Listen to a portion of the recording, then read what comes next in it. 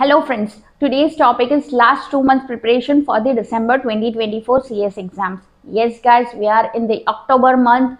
Today is 7th October 2024. Only 3 weeks are left in completion of this October month. During this October, there are festival season. Navratri is going on, Diwali is going to come. But our focus must be on the December 2024 exams. Okay, so I have prepared a separate video on how to be focused during the festivals or how to be study focused. Okay, so you can simply check the link in the description box. Now coming to this topic, so last 2 months preparation, so I am not calculating December month. I am only calculating or considering it for the wholly revision. Okay, so exams are going to start from 21st December 2024. So whether you are appearing in both groups or in a single group, you have to divide your subjects and time accordingly. So for the first paper, that is on 21st December, start preparing for that particular paper from at least 17th of December. 17, 18, 19 and 20. So you will get 4 effective days time for studying for the first paper. Why I am telling this guys? Because if your first paper will goes well, you will get confident and motivated for giving more papers. Because if अगर पहला paper ही बुरा गया और अच्छा नहीं गया तो आप थोड़ा डीमोटिवेट हो जाओगे, आपका कॉन्फिडेंस भी हिल जाएगा guys, and you will think अगर ये पेपर ही क्लियर नहीं हुआ तो क्या फर्क पड़ता है बाकी पेपर्स क्लियर हो गए कि नहीं, ये एक माइंड स्ट्रेटेजी आ जाती है. But guys don't that make take that do that mistake. Start from 17th December 2024 for preparing for the first paper. Okay, now if you are appearing for both groups, then your exam will be continuously going on except on the 25th December, that is Christmas holiday.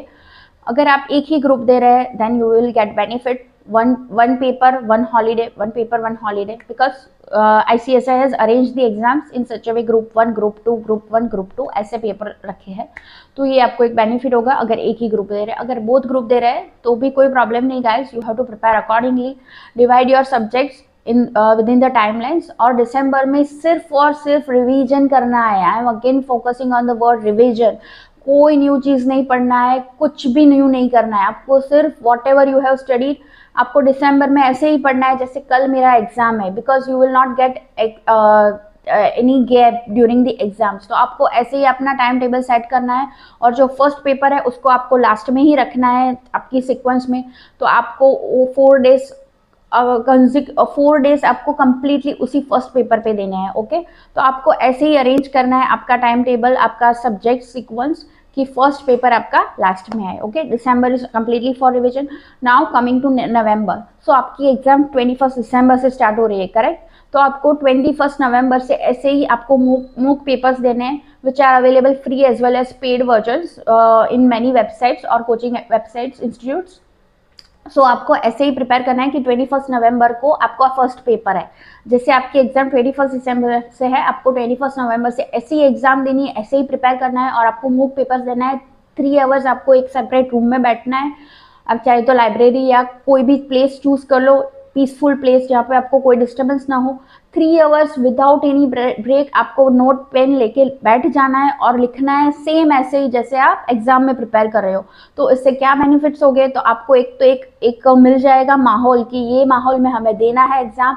आपको एक ये भी prepare हो जाएगी कि आपको confidence आएगा कि 3 घंटे में हमको पेपर कंप्लीट करना है, कैसे लिखना है, कैसे प्रेजेंट करना है, फिर कितना टाइम कितने मार्क्स के सब क्वेश्चन को देंगे, आपका पेपर में कोई क्वेश्चन मिस ना हो जाए, आपका टाइम भी मैनेज हो जाए और आप जान भी पाए कि आपको राइटिंग स्पीड बढ़ानी है, कैसे प्रेजेंट करना है, कैसे आपको लिखना है आंसर और कौन से पॉइंट्स को आपको ऐड करना है.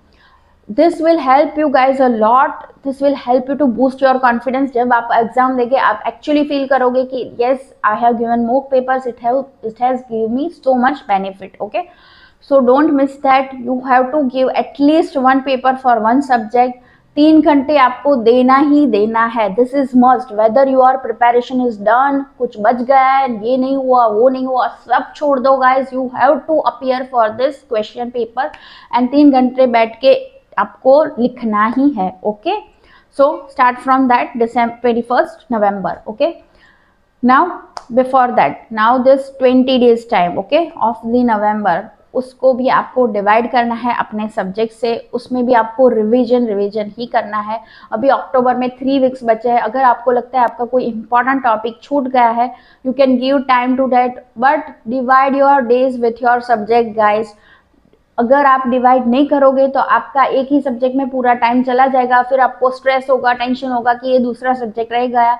Don't do that mistake. आप टाइमलाइन डिसाइड कर लो। अगर आप नहीं करोगे तो आपका टाइम एक्सटेंड होता ही रहेगा। ओके, और जो भी इम्पोर्टेंट टॉपिक है और मिस हो गया है उस पर फोकस करो, but don't take much stress कि जो छूट गया अभी जो छूट गया, because if you are giving much more time for any topic और any topic which you are not able to concentrate or which you are not able to learn the things, आपको समझ में नहीं आ रहा है तो अभी छोड़ दो guys.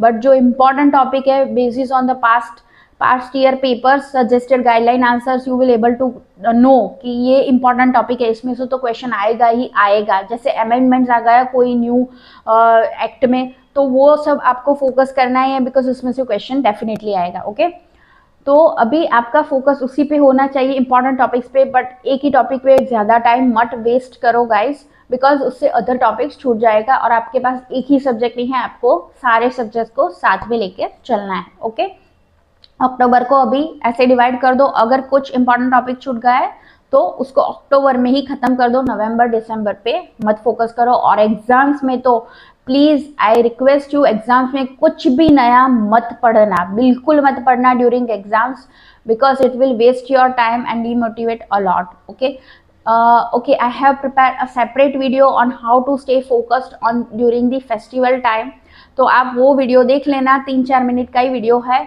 This will also helpful to you. I have mentioned the link in the description box. You can check it from that. Okay, stay connected for more videos. If you still have any queries, just write in comment section. I'll definitely try to resolve it. All the very best and good luck for your exams.